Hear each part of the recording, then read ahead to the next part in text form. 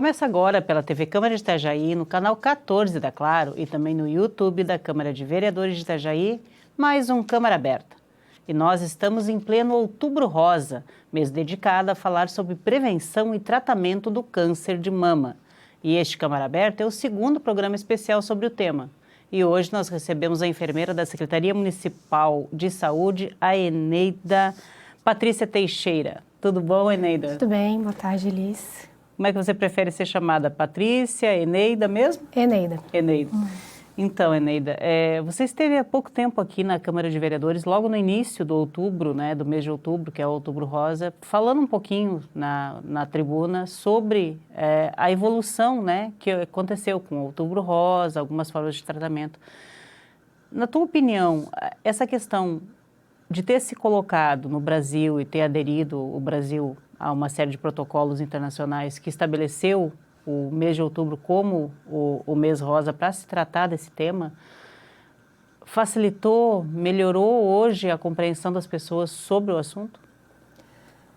Eu acredito que sim. A campanha Outubro Rosa, ela veio bem no sentido de mobilizar a sociedade e principalmente estimular as mulheres quanto à conscientização de ações de prevenção, buscando principalmente prevenção do câncer de mama e, paralelamente, também ao câncer de colo de útero, já que a gente acaba fazendo os dois movimentos de prevenção e de controle, né, durante a consulta direcionada às mulheres. A campanha Outubro Rosa, ela acaba dando maior visibilidade quanto a ações que, inclusive, estão disponíveis e de fácil acesso em todas as unidades básicas de saúde. Então, realizar o exame preventivo, realizar o exame, né, de mamas, ele não é algo que demanda dificuldades quanto ao acesso, quanto ao agendamento de consultas, porque ele é ofertado em todas as unidades de saúde. Porém, a busca por estes serviços, né, por esse tipo de assistência, nem sempre ela acontecia de maneira adequada ou em tempo oportuno, ou realmente em mulheres que buscavam somente fazer o exame para um acompanhamento e o que a gente chama de rastreamento, que é realizar o exame, realizar a consulta no sentido de buscar conhecer sua saúde, enfim, estar saudável e manter esse acompanhamento, independente de ter algum sinal, sintoma ou alguma queixa que realmente busque o serviço de saúde, que geralmente é o que acontece, né? As pessoas, elas, na sua grande maioria, claro que não todos, mas na sua maioria, elas buscam um serviço de saúde quando estão com algum sintoma, quando tem alguma queixa, quando tem algum problema de saúde, né? Quando algo está incomodando ou que está fora do normal, as pessoas buscam o serviço. Mas no sentido de fazer prevenção e fazer uma rotina de acompanhamento, isso realmente era muito falho. Então, com as ações de Outubro Rosa, esses começam a se intensificar. A gente ainda precisa caminhar um pouco mais e melhorar os percentuais de rastreamento, mas a gente vê que o Outubro Rosa ele foi um ganho muito significativo nessas ações de prevenção.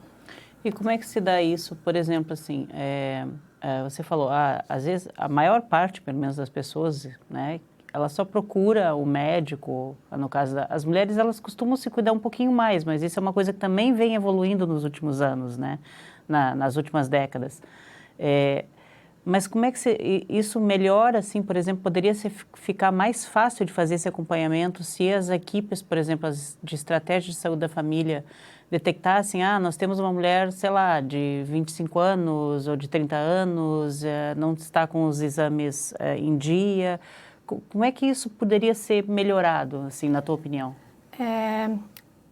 Uma das coisas, justamente para manter um rastreamento adequado dentro da população, que a gente chama de população-alvo, que seriam o quê? As mulheres, para a questão do exame preventivo, né, que é o Papa Nicolau, para a prevenção do câncer de colo de útero, a gente chama público-alvo ou população-alvo as mulheres de 25 a 64 anos. Então, as mulheres dentro dessa faixa etária, elas são de prioridade para a realização dos exames e fazer o rastreamento. Isso por quê, né? Porque a gente já tem um banco de dados específico, então um sistema de informação que já é registrado a questão de qual é a população mais afetada com o câncer.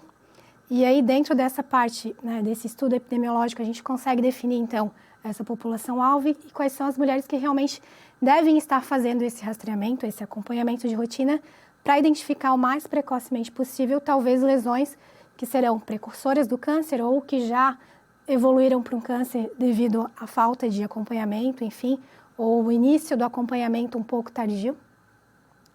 E uma das coisas que também pesa muito nesse sentido com relação ao câncer do colo de útero, porque realmente ele é muito silencioso e ele tem uma evolução lenta, então as mulheres, elas levam muito tempo para ter sinais ou sintomas, e aí a busca talvez de um serviço de saúde para um acompanhamento, para a realização de um exame. Então, se as mulheres não têm essa rotina de cuidados com prevenção, realmente acaba descobrindo um câncer numa fase um pouco mais avançada, e aí o tratamento ele acaba sendo não tão eficaz, e aí o percentual de cura ele acaba diminuindo. Para as equipes de saúde da família, quando a gente tem o entendimento e o conhecimento, principalmente da população que faz parte daquele território, daquela equipe de saúde da família, ou o território adscrito, que a gente vai falar, dentro de uma unidade básica de saúde, tem uma equipe de saúde da família, eles já têm um levantamento com relação a essa população. Então, eles já sabem quais são o número de mulheres dentro dessa faixa etária e aí qual é o percentual de exames ou consultas que são realizadas com esse foco de saúde da mulher. Então, se uma equipe, por exemplo, tem 500 mulheres e consegue atingir, por ano, somente 100 mulheres, é necessário talvez fazer uma busca ativa das mulheres que não estão procurando o serviço e aí entender qual o motivo da falta de procura. A gente sabe que uma parcela talvez procura o serviço privado ou, enfim, não procura o serviço por um desconhecimento, e aí a mudança também de entender qual é realmente a finalidade e a importância de fazer o exame sem ter nenhuma alteração na sua vida, na sua saúde, sem apresentar nenhum sintoma. Para isso, digamos assim, para esse tipo de público, aquela mulher que às vezes assim, ela está no trabalho, está atarefada nas tarefas de casa, com filhos e tal, muitas vezes tem filhos cedo, então ali tem 25, 26, 30 anos, mas não faz um acompanhamento ginecológico anual, não faz exames preventivos. Na tua opinião, o Outubro Rosa, apesar de ser, digamos assim, o foco era o câncer de mama, mas ele acaba atuando como o mês também para divulgar toda a saúde da mulher, né? Isso, justamente, o Outubro Rosa ele acaba ampliando não só ações voltadas especificamente para a prevenção do câncer de mama, mas também para o câncer de colo de útero, então que são os dois principais causas de morte em mulheres por câncer. Então, é importante falar sobre esses cuidados e dentro das ações, ou principalmente durante a assistência à saúde das mulheres, numa consulta, seja de enfermeiro, seja de médico, enfim, ginecologista, é vista a mulher de uma maneira integral. Então, a gente não olha simplesmente direcionado ao câncer de mama ou direcionado a fazer a coleta do exame preventivo, Papa Nicolau, para coletar uma amostra e fazer essa análise, É uma atenção integral, olhando a mulher como um todo, todas as suas necessidades que vão muito além dessas duas medidas de prevenção. Talvez assim, isso já é uma... Estamos entrando aqui no campo da opinião até, que era uma coisa que eu não deveria fazer. Mas assim, talvez se nessas campanhas onde se fala do Outubro Rosa, onde se fala da importância dos exames preventivos para as mamas, às vezes a mulher, quando é muito jovem, ela não fica muito ligada nisso, Talvez se agregar junto a falar também sobre o câncer de colo de útero, que pode acometer a mulher já bem mais nova também, e é exatamente como tu falaste, é silencioso, você não tem evidências físicas, a não ser que ela já esteja com algum problema de saúde, que isso vai aparecer. Talvez se fizer essa ligação mais restrita entre os dois tipos de câncer já no Outubro Rosa, talvez as pessoas se liguem mais, de fazer o autoexame e de ir ao médico, Isso, eu acho que no Brasil em específico, a gente trata muito o Outubro Rosa e principalmente pensando em políticas públicas e serviços de saúde fazendo ações de Outubro Rosa.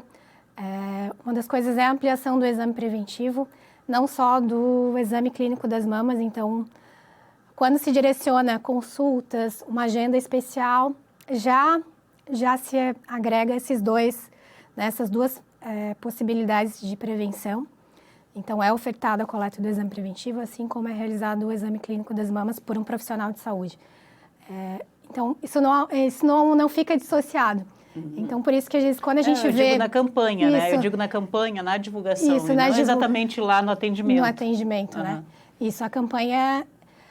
Inclusive, existe até um outro mês, que é o mês de março, justamente por causa do mês, no Dia Internacional da Mulher, que a gente fala também do Março Lilás, que também faz ações específicas para a questão do câncer de colo de útero.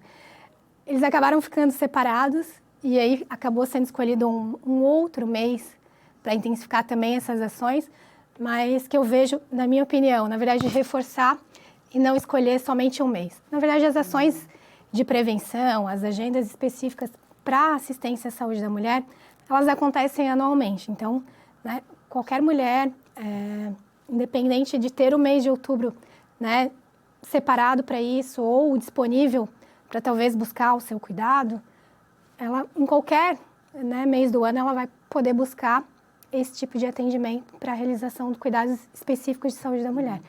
Mas também concordo contigo no sentido de que a gente precisa sempre estar reforçando que não é só o câncer de mama que deixa talvez a população de mulheres vulnerável, que a gente precisa sim intensificar as ações do exame preventivo, até porque a gente consegue aliar as duas coisas e a gente começa a fazer, né, medidas de prevenção com relação ao câncer de colo de útero nas mulheres já a partir dos 25 anos.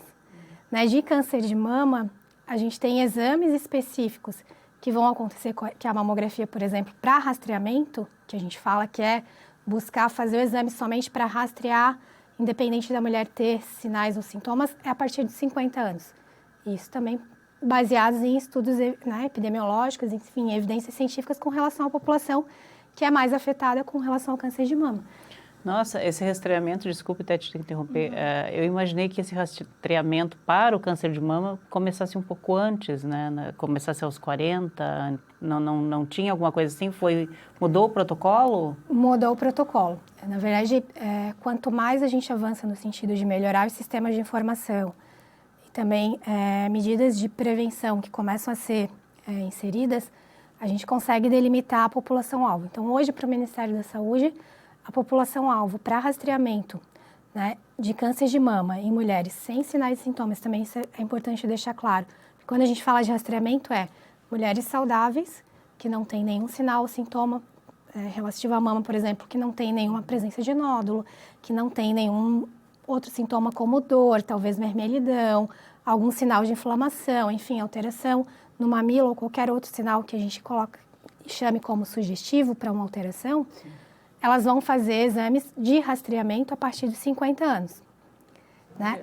Antes disso, é possível fazer exames de rastreamento? Sim, mas quando tem uma indicação clínica para isso, que seria o quê? Mulheres que talvez tenham fatores de risco, e aí a gente vai chamar algumas de fatores de risco que são elevados para câncer, por exemplo, fatores genéticos, hereditários, que são bem fortes quando a gente tem, né, pessoas consanguíneas, né? Pessoas com laços consanguíneos e que tiveram câncer de mama. Então, a mãe, a tia, a irmã, né? E aí, esses sim, têm fatores de risco elevados para câncer e precisam ser um pouquinho mais monitorados. E aí, a questão da indicação no exame vai muito da conduta, né, do profissional de saúde ao examinar essa mulher. Mas elas devem manter uma rotina de cuidados que seja, né, realmente periódica. Não pode ser, né, de forma aleatória esse cuidado. Com certeza. Nossa, é muito tema. Daqui um pouquinho a gente volta conversando mais aqui sobre todos os aspectos de diagnóstico, seja precoce ou diagnóstico médico, para não apenas câncer de mama e também de colo de útero. É só um minuto, a gente já volta.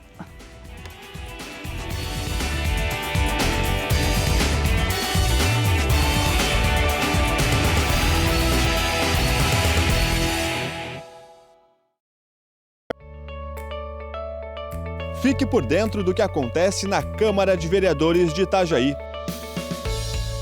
Inscreva-se no canal do YouTube. Curta a página no Facebook. Siga o perfil no Instagram e também no Twitter. Acompanhe todo o conteúdo do Poder Legislativo nas redes sociais.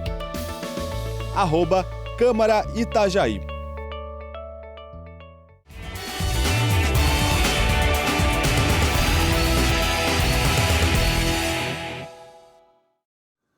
Voltamos aqui no Câmara Aberta, que hoje entrevista a enfermeira da Secretaria Municipal de Saúde, a Eneida Patrícia Teixeira.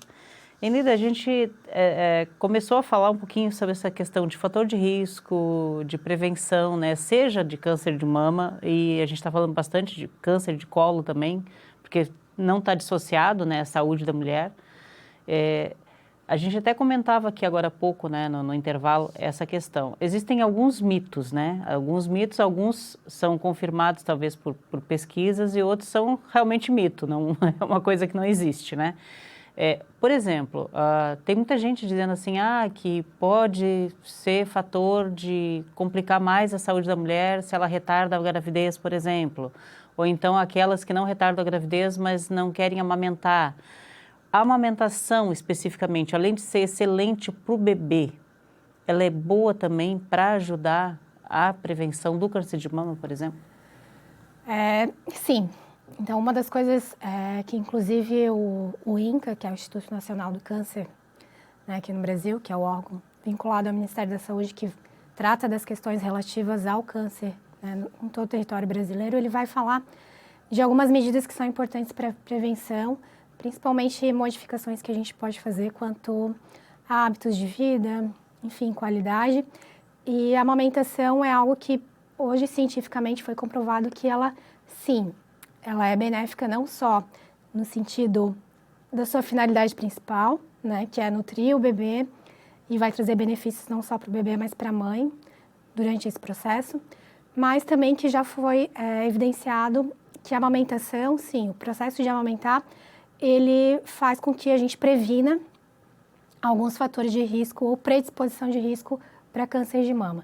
Então, as mulheres que passarem por esse momento, né, essa vivência durante a sua vida, né, tendo, né, um bebê, ou, enfim, passando pelo processo de ter uma gestação e um filho, é importante, sim, também amamentar, então, por mais um fator. Então, a gente vê que a gente agrega mais uma necessidade com relação ao processo de amamentação ou mais um objetivo quanto, né, assim, a coisas positivas que a amamentação pode trazer para essa mulher. Então, as mulheres que vivenciam isso, é importante que a gente estimule, que elas continuem. A gente sabe que durante esse processo de amamentação, a mulher pode enfrentar muitas dificuldades, né, e algumas barreiras que vão realmente comprometer o sucesso. E às vezes não é só uma falta de vontade, mas aí o momento de estimular e dizer por que continuar, por que enfrentar esse desafio, às vezes, durante esse processo de amamentação, porque é mais um benefício para ela, né? De também estar prevenindo um câncer de mama, né, numa idade mais futura. E aí tem outras coisas que daí isso realmente é mito, porque nenhuma pesquisa se comprova que isso exista, né? A pessoa retardou muito, hoje uma tendência, eu acho, mundial, não só aqui no Brasil, das mulheres retardarem um pouco a gravidez, mas, tipo, não tem interferência direta nessa questão do câncer. Pode ser que, se ela tiver uma gestação muito depois do que seria a idade ideal, digamos assim, até os 35, 40 anos, ela pode ser uma gravidez de risco, mas não tem nada a ver com câncer. Não. Hoje a gente vê realmente essa tendência, né, na questões de saúde reprodutiva. As mulheres, elas começam a ter filho numa idade superior aos 30 anos. E isso por conta de toda a mudança, enfim, né, do mudança próprio perfil, cultural, né? Uma mudança cultural. As mulheres, elas estão hoje muito mais inseridas no mercado de trabalho, elas têm, né, uma formação, uma carreira profissional, elas buscam seu espaço, enfim. Então, elas acabam tendo que planejar, talvez, né, essa questão reprodutiva, de ter filhos, enfim, num momento que acaba sendo um pouco mais tardio do que a gente analisar décadas passadas. Mas o que a gente tem de impacto com relação a isso? Gestações que acontecem depois, né, dos 35 anos, que a gente vai falar que é uma idade mais avançada para a idade materna, claro, isso vai gerar riscos para a mulher desde que, né, os cuidados necessários não sejam implementados. Mas hoje a gente tem uma tecnologia muito avançada com relação a isso para suprir essas lacunas com relação aos riscos relativos à idade. Com relação especificamente a esse planejamento, porque a mulher que vai adiar ter filhos, né, vai deixar isso para uma parte, né, superior a 30 anos, ela tem que, provavelmente, ela já realiza algum planejamento reprodutivo, que seria o quê? Né? Utilizar algum método contraceptivo para que ela realmente esteja evitando a gravidez durante essa fase mais jovem. E aí é nesse ponto que talvez exige realmente que o profissional direcione qual o melhor método contraceptivo e, de preferência, que não sejam métodos contraceptivos com doses hormonais muito elevadas, que é o que a gente vai ver. Então, quando a gente vai ler especificamente... Essa questão do hormônio é que pode realmente interferir, né? Então, o uso prolongado de anticoncepcional. O que a gente encontra na literatura quanto fatores de risco para o câncer de mama, né? Vinculados ao quê? A reposição hormonal, que acontece no período de menopausa, né? Quando a mulher precisa, talvez, fazer uma reposição no sentido de evitar ou minimizar os sintomas dessa fase. E aí, por isso que a gente vai falar... Né? Por que não a prevenção a partir dos 40 anos e por que nessa mudança de protocolo? E a questão do uso prolongado do anticoncepcional oral, talvez com doses mais elevadas de hormônio, porque a gente tem, enfim, uma série de anticoncepcionais orais com dosagens hormonais diferentes, embora a gente tenha também um leque muito grande de métodos contraceptivos eficazes e que a mulher pode estar optando, principalmente essas que vão fazer um planejamento reprodutivo pensando numa gestação a longo prazo e que vão utilizar o método por um período prolongado, né, consecutivo. Então, aí também pensar em orientação com relação a isso, né? Eu penso no câncer de mama, penso em que maneira eu posso fazer prevenção, mas nesse momento eu vou adiar a gravidez. Então, vamos procurar um método contraceptivo que seja mais adequado pensando num uso prolongado. Bom, a gente falou sobre bastante coisa, né? Mas, assim, vamos focar agora, assim, outros fatores de risco. Quais seriam, assim, a gente sabe, sedentarismo, falta de exercício físico, alimentação equivocada, mas tem, o fator genético ainda é aquele que pesa mais, por exemplo, para o câncer de mama? Na verdade, ele não pesa mais. E a gente vai ver que na literatura a gente vai encontrar de 5 a 10% percentual de cânceres relativos a fatores genéticos. Olha. Então, comparado a um percentual, né, total, a gente vê que tem impacto, sim, no sentido de que pessoas que tenham um risco mais elevado por conta de um fator genético precisam redobrar esses cuidados e fazer uma rotina realmente de acompanhamento. Mas, hoje, inclusive, até uma das ações específicas e o que o Instituto hoje do Câncer ele está batendo muito é com relação a esses fatores ambientais ou comportamentais, que é o que a gente pode modificar. Então, sim. Que é a questão do sedentarismo. Que é a questão do sedentarismo. Então, praticar uma atividade física de forma regular, né, 2, 3 vezes por semana, né, com um mínimo de 30 minutos, enfim, não precisa ser algo pesado, não é uma atividade física de impacto, mas é algo que tem que acontecer periodicamente. Além da questão da alimentação saudável, então, tem alguns alimentos específicos, principalmente os mais industrializados, processados, que devem realmente ser evitados. Isso não só para o câncer, né? Mas para câncer geral. de mama, mas para outras doenças não transmissíveis que a gente vai falar. Então, diabetes, hipertensão, né? Outras doenças aí que a própria obesidade, que a gente não como, né, um sintoma ou algo que é causa de uma doença, mas que também é uma doença. Então, para a gente controlar isso, doenças cardíacas, enfim, e complicações de doenças cardíacas. Então, isso é importante, a questão da alimentação saudável e aí, aliado a isso, o controle do peso. Então, isso tem um impacto significativo com relação a medidas de prevenção do câncer. Isso não só para esses 2 tipos de câncer que a gente está falando específico agora no Outubro Rosa, mas mais de 12 tipos de câncer podem ser prevenidos quando a gente adota essas modificações de hábitos de vida. E outra questão que a gente pode incluir, além da prática de exercício, alimentação saudável, controle do peso, é a ingestão de bebida alcoólica, que também deve acontecer, né, de forma ocasional, moderada, não que não precise, né? Não, agora ninguém mais vai consumir bebida alcoólica, né? Não é dessa forma, mas o uso, né, exagerado, né, e rotineiro da bebida alcoólica, ela sim é um fator de risco e ela compromete a saúde de maneira geral, então não só como fator de risco para câncer, mas impacta significativamente na nossa saúde. O fumo ainda é um grande vilão nessa história? Também.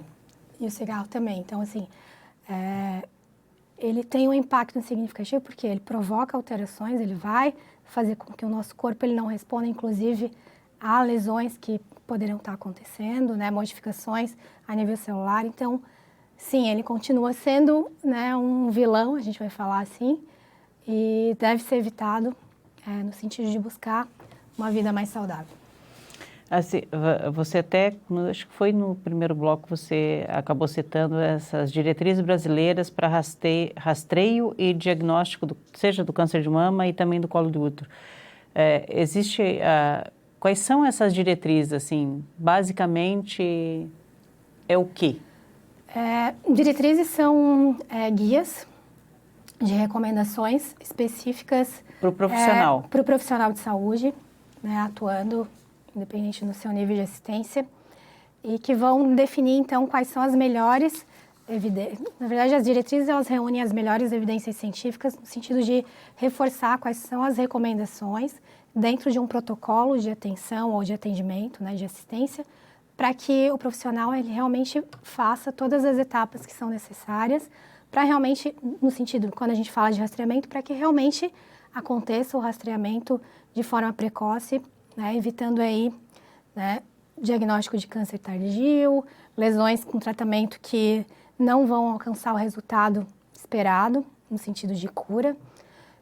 E aí a gente tem diretrizes estabelecidas, então o Ministério da Saúde ele já tem publicado isso e já tem uma recomendação. Então os profissionais de saúde eles já têm um guia, né, para seguir no sentido de nortear a sua prática profissional. Então, lá na unidade básica de saúde, que é o nível inicial, desde a unidade do posto de saúde, a unidade de saúde. Então, lá a gente sabe que a gente tem que fazer a coleta do exame preventivo. Existe um protocolo específico quanto a esse procedimento. Então, de que maneira coletar adequadamente a amostra, de como deve ser acondicionada essa amostra, encaminhada para o laboratório que vai fazer a análise, né, histopatológica ali daquela material que foi coletado. Além disso, durante a consulta, de que o exame clínico das mamas, e aí existe, né, todo um roteiro específico, que é uma técnica para fazer o exame clínico das mamas, que deve ser seguido. Então, as diretrizes, elas fortalecem isso, né, recomendações específicas para profissionais para que a prática ela aconteça de forma que atinja os objetivos, que seja de qualidade e que garanta esse cuidado e essa assistência para paciente ou para a mulher, enfim, que está recebendo esse cuidado. Bom, você também é professora do curso de enfermagem da Univale, né? Isso.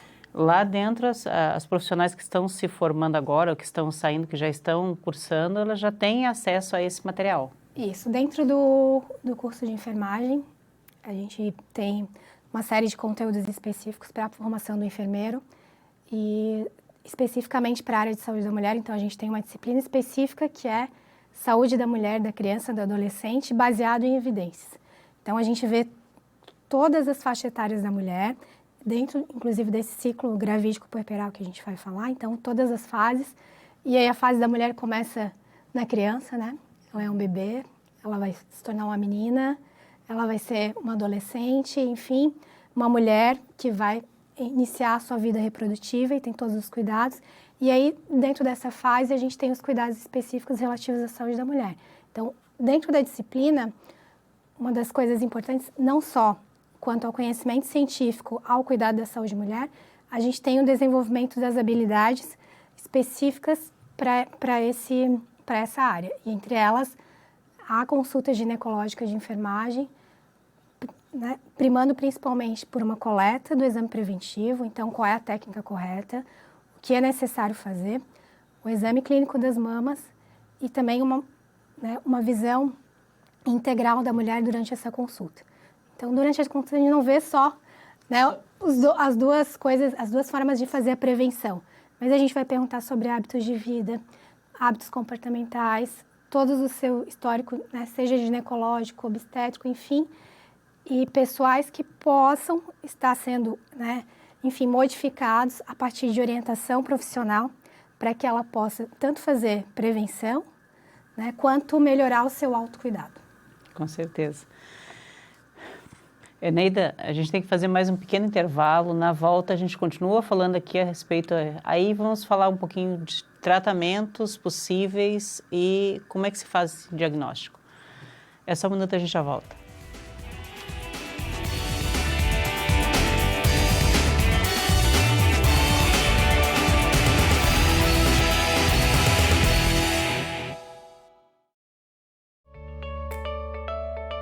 Fique por dentro do que acontece na Câmara de Vereadores de Itajaí. Inscreva-se no canal do YouTube. Curta a página no Facebook. Siga o perfil no Instagram e também no Twitter. Acompanhe todo o conteúdo do Poder Legislativo nas redes sociais. @Câmara Itajaí.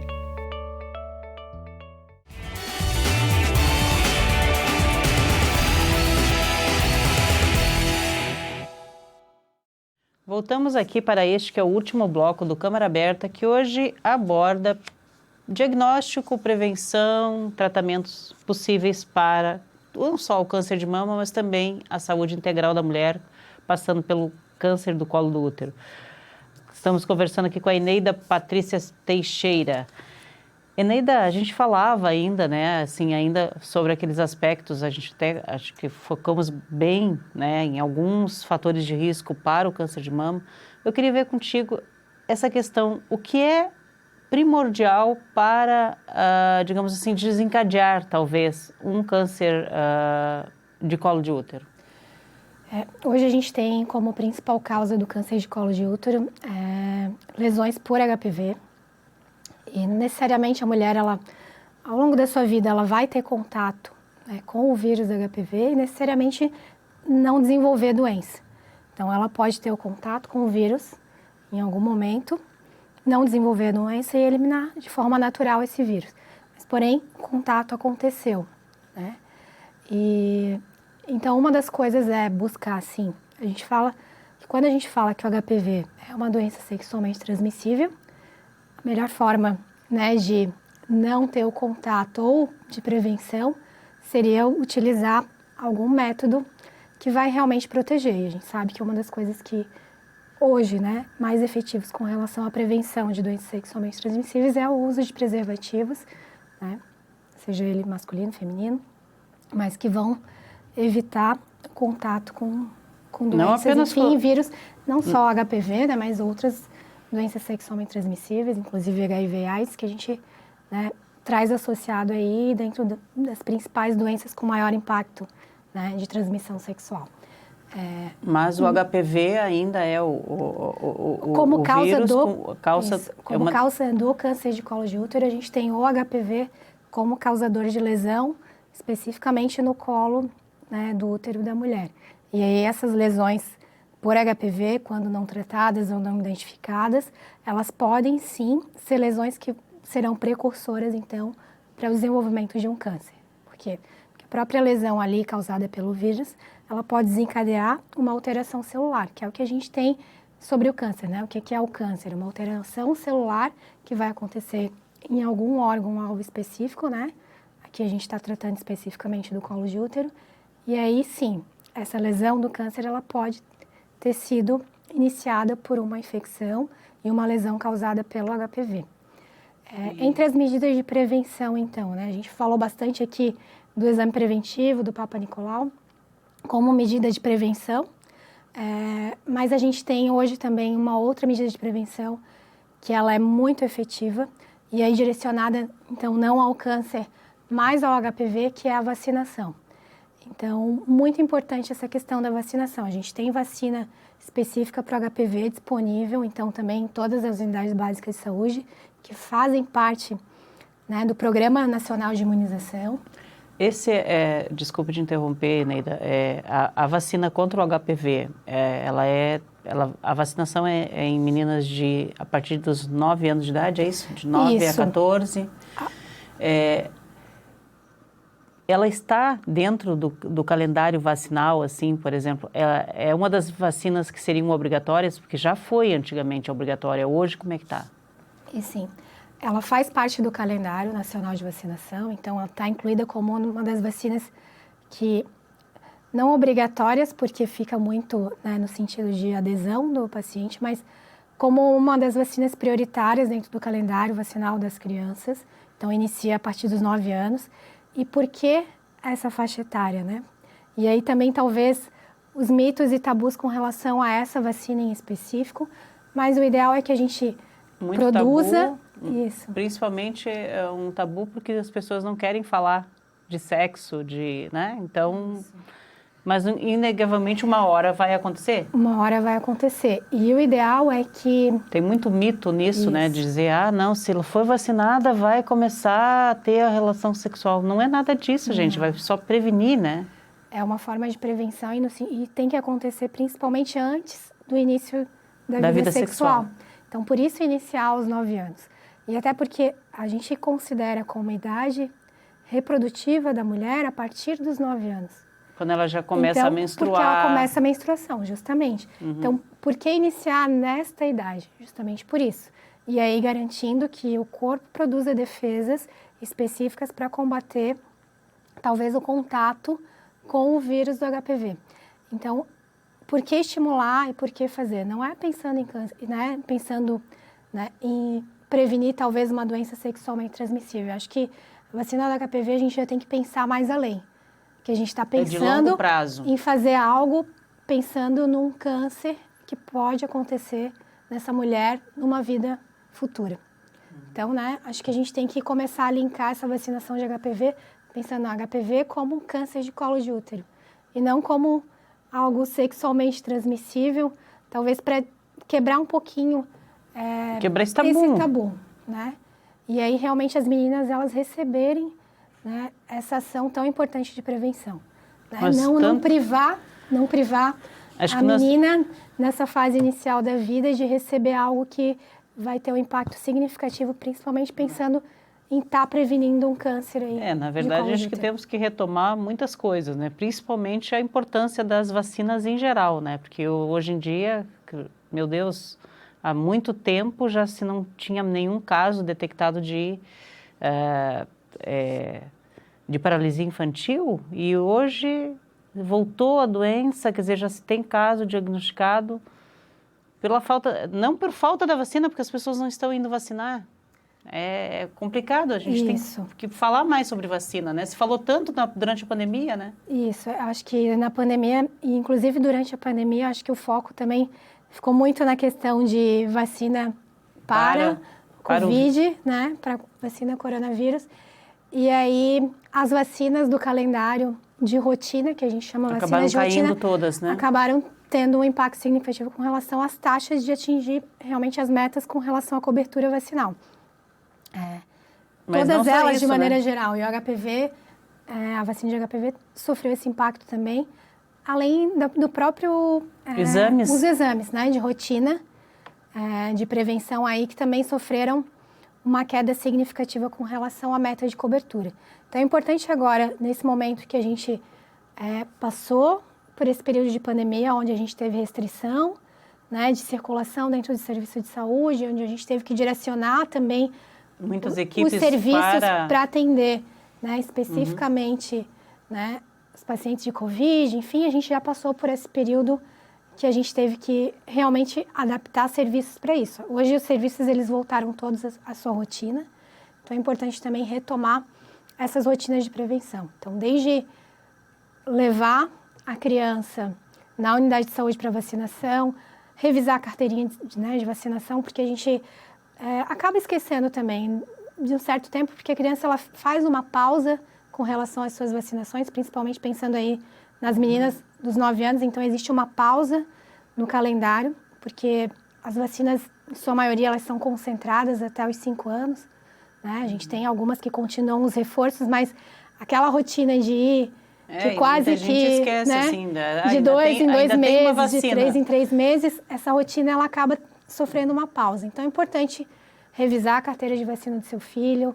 Na dúvida, vai até a unidade de saúde ou algum profissional, revisa, vê se tem dose de reforço para fazer, vê se já está na idade. Os pediatras, eles estão preparados, na tua opinião, para recomendar que essa mãe faça a vacina, por exemplo, quando levou a filha para fazer uma consulta de estava sentindo alguma dor e tal, para fazer essa vacinação também?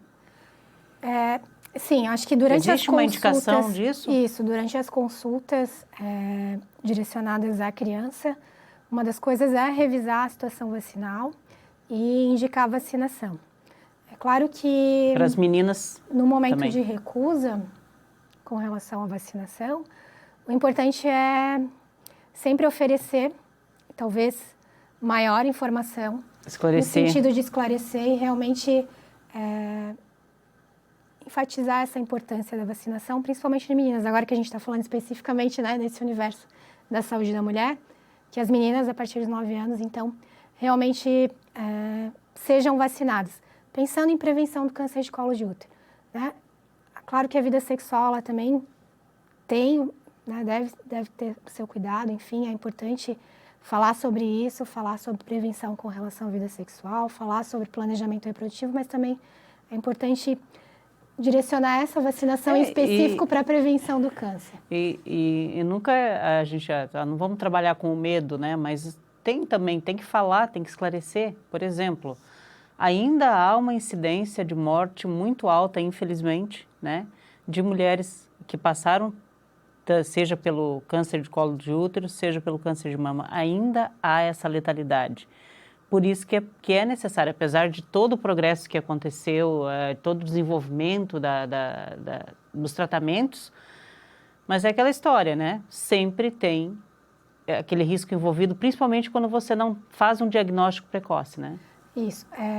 Quando a gente fala de fatores de risco e o que a gente pode minimizar fatores de risco, a gente está pensando em reduzir exposição, em melhorar hábitos de vida que possam impactar aí em não ser acometido por um câncer, mas a gente sabe que algumas pessoas elas vão ter a doença, né, independente dos cuidados. Só que o que é importante com relação aos cuidados, quando a gente fala de prevenção, é que a gente descubra ou faça o diagnóstico o mais precocemente possível. E aí sim a gente tem tecnologia hoje para que essa mulher ela alcance a cura. Então essa é a mudança. Né? Por que a gente vai incentivar a prevenção, rastreamento precoce, fazer exames de rotina de forma periódica, justamente para que, se a gente identificar a doença, que a gente identifique no estágio mais inicial e que ela possa receber todos os cuidados e o tratamento. Muito melhor de uma vida boa, né? E ter um percentual de cura, né, acima de 90%, porque ela, né, conseguiu identificar ali uma lesão que está começando e que é microscópica, às vezes. Que é exatamente esse um dos objetivos do Outubro Rosa, né? Salientar isso. É preciso prevenir, é preciso fazer os exames preventivos, seja de câncer para mamas, para útero. Preciso cuidar da saúde, né? Sim.